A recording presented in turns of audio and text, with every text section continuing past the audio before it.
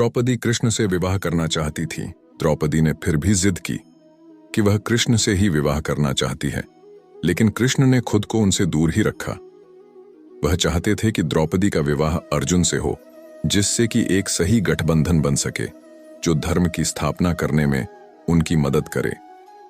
अगर अर्जुन राजा बनते तो वे समाज में बेहतर संतुलन ला पाते, लेकिन दूसरी तरफ राजा जरासंध का पोता द्रुपद के साथ शक्तिशाली गठबंधन बनाने के मकसद से द्रौपदी से विवाह करना चाहता था। अगर ऐसा होता तो बहुत गलत होता। एक और शख्स था जो द्रौपदी से विवाह करने को बड़ा उत्सुक था, और वह था दुर्योधन।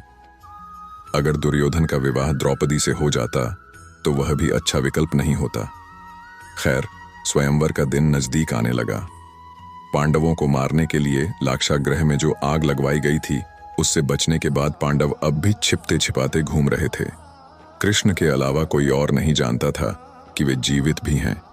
कृष्ण चाहते थे कि स्वयंवर के दिन ही वे दुनिया के सामने आए।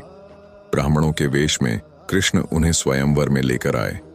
स्वयंवर की शर्त यह थी कि ऊपर घूमती हुई मछली की आंख को तीर से बेधना था, लेकिन निशाना लगाना था नीचे रखी तेल की कड़ाही में उसकी परछाई को देखकर। जो इस तरीके से उस मछली की आंख में निशाना लगाकर उसे भेद पाएगा, उसी जरासंध का पोता इतना अच्छा धनुर्धर नहीं था कि इस तरह वह निशाना लगा सकता। जरासंध ऐसा निशाना लगा सकता था, लेकिन वह 75 साल का हो चुका था। इसके बावजूद उसने स्वयंवर में भाग लेने के बारे में सोचा।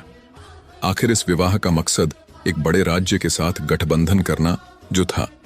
कृष्ण जरासंध के पास गए और उसे समझाया। आप 75 साल के हो चुके हैं। जरासंध ने फिर द्रौपदी का अपहरण करने के बारे में सोचा। उन दिनों किसी महिला से विवाह करने का एक तरीका यह भी था, लेकिन कृष्ण ने उसे चेतावनी दी।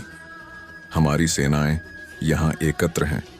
अगर आपने द्रौपदी का अपहरण करने की कोशिश की तो आप बच नहीं पाएंगे। सबसे अच्छा यही है कि आप पीछे हट जाइए। जरासंध ने हालात को तौला और सभी विकल्पों पर विचार करके देखा कि वह जो भी करेगा उसका अपमान ही होगा। आखिरकार द्रुपद को बहुत सारे उपहार देकर वह पीछे हट गया, लेकिन वह अपने मन में गुस्से से जल रहा